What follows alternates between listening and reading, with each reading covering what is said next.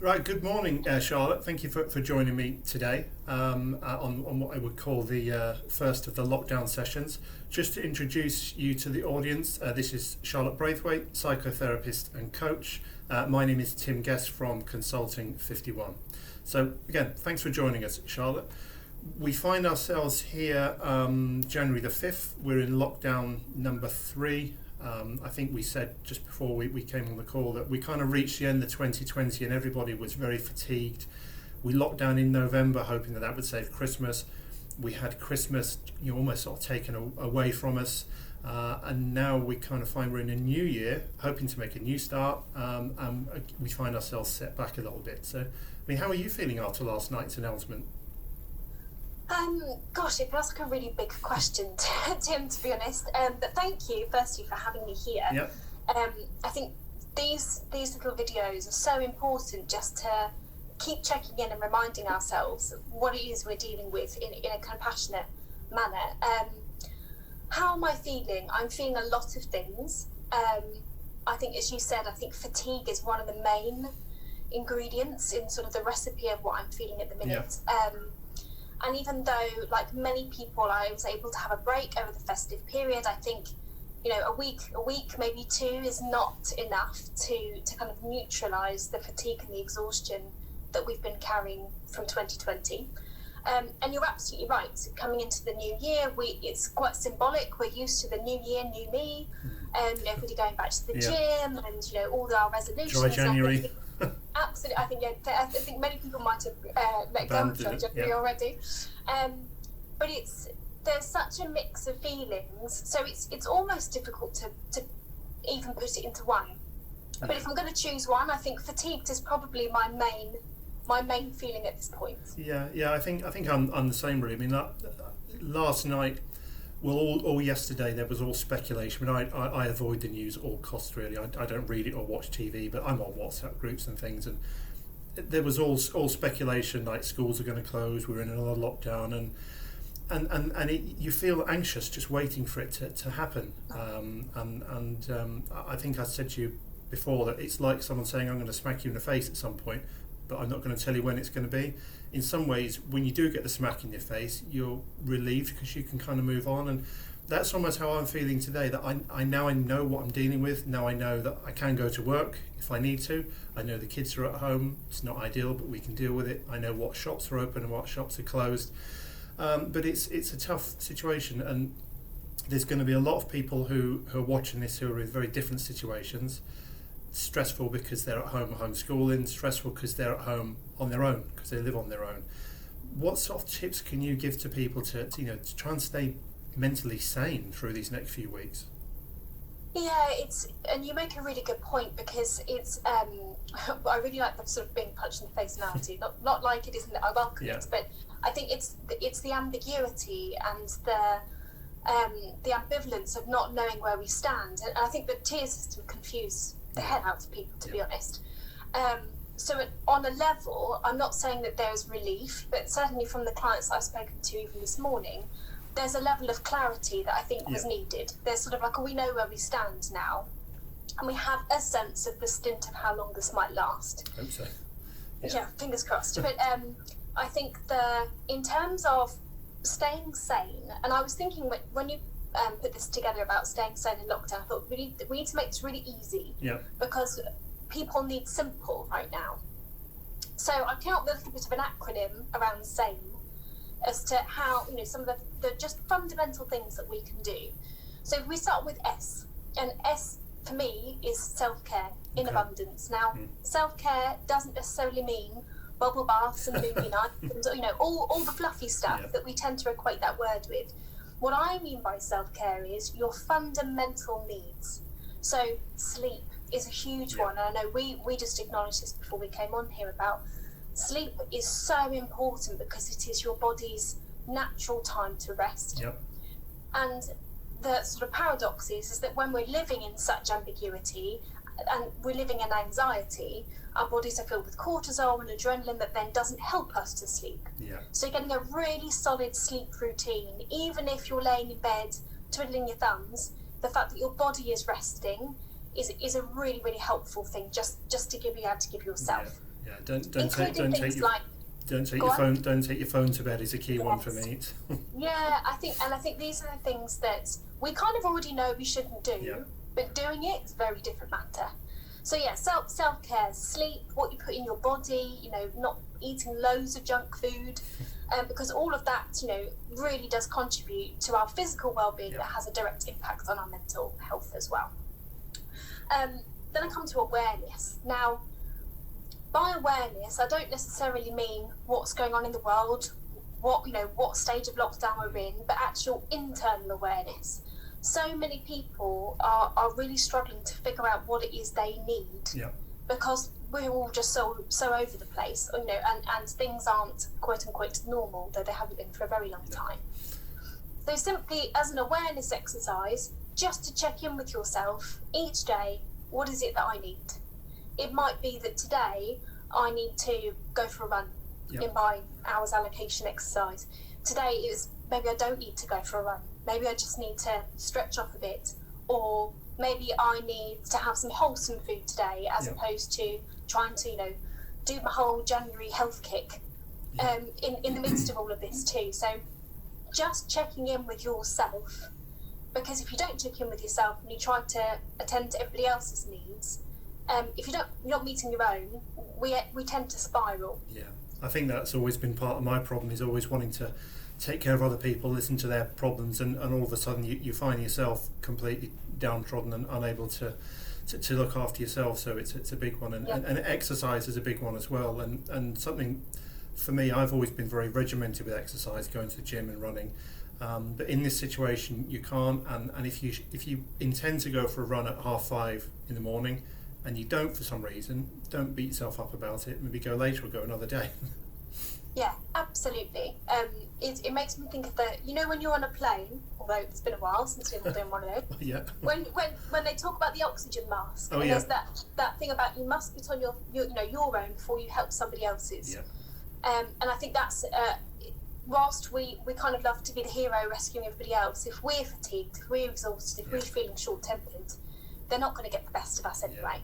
I do a presentation on leadership in times of crisis, and one of my screen slides is that oxygen mask falling down for exactly that reason.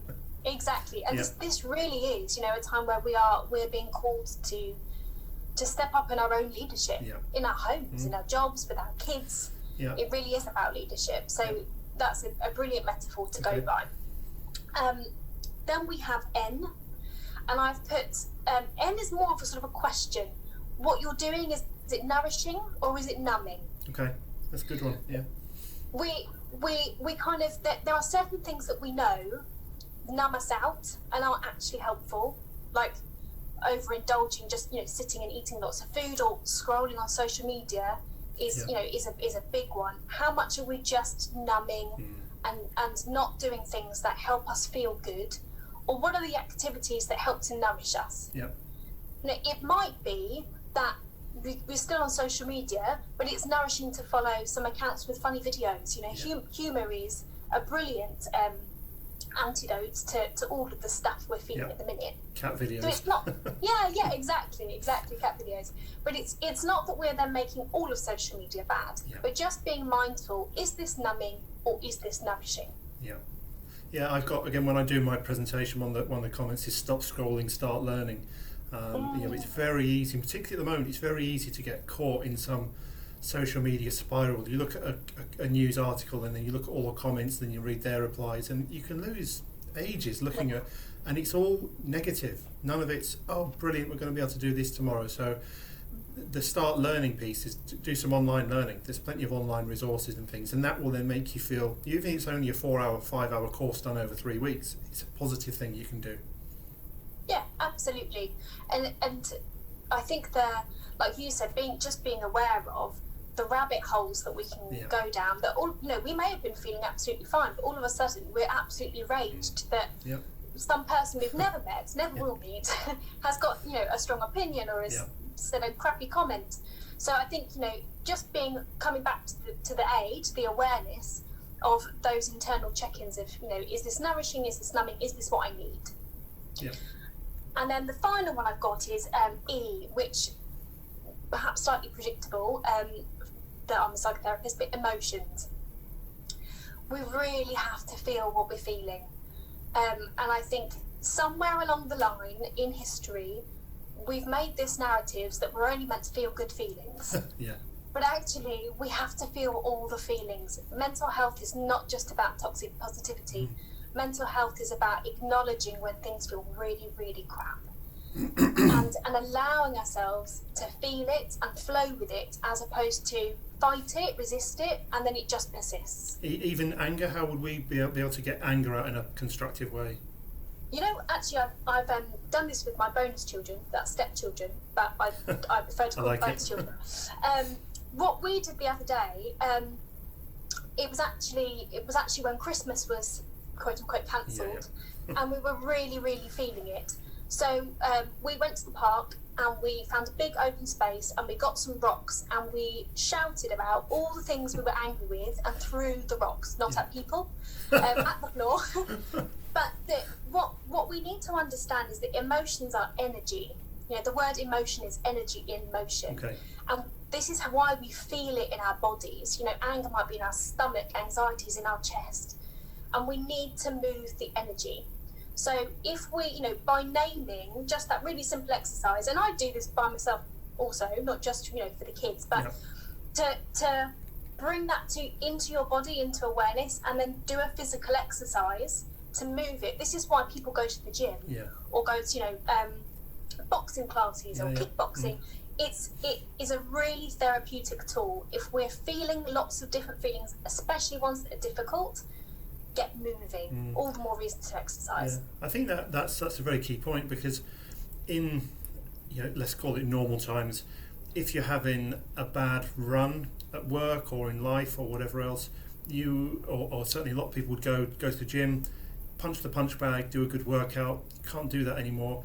You might go out with all your mates and go on a bender for the weekend. You might go on a lads trip away somewhere or girls trip away somewhere, go on a spa weekend, talk to people. You can't do that. So a lot of the things and the activities that we would have naturally gone to have been taken away as well, which I think kind of fuels the fire, because it makes people more angry that they're angry, so they can't go to the gym and sort out their anger. So what do? Yes. But I like your idea of chucking rocks, as long as it's not at people. Yes, I think that's the main sort of safety point I want to make there. But it's sort of the ritual and the symbolism. It has to mean something. You know, chucking rocks doesn't necessarily just do it by itself. But you make such a good point of, you know, everyone's coping mechanisms have been taken away, and putting us into this lockdown, you know, induces a freeze trauma response.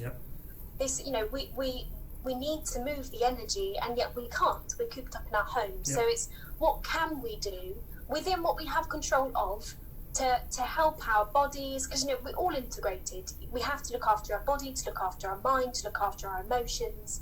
So taking that integrated approach, and hopefully through the sort of SANE acronym of self-care, awareness, numbing or nourishing, and emotions, we can just create a little structure, a really easy, simple toolbox that we can go to within ourselves to help ourselves stay sane and survive. We are not meant to be thriving at this point and achieving lots of goals and being in the best shape we've ever been. So long as we come out of this sort of piece together, feeling a little bit dishevelled, but okay, we will have done really well. That's what I say to my business clients, that from a business point of view, if you broke even in 2020, you've done well. If you're still operating, you're doing well. Don't be stressing because you haven't hit that target. Don't be stressing because you've not grown on 2019, and that crosses over to people as well. As you've said, you know, all we can hope is to come out of this with our sanity, and perhaps maybe learn something from it as well. I think this is definitely the year as we go into 2021. We have all grown so much internally. It's just that we're not used to measuring anything internally. I think that's so right. We're also busy looking on the outside, because that's what we've done in this sort of achievement success paradigm that we're used to. But actually, if we were to really look, you know, if there was a way we could somehow measure or look or see into people's souls and see how much people have grown from this or what they're going through, we'd all be celebrating each other. know, rather than sort of tearing each other down on social media. I know, exactly.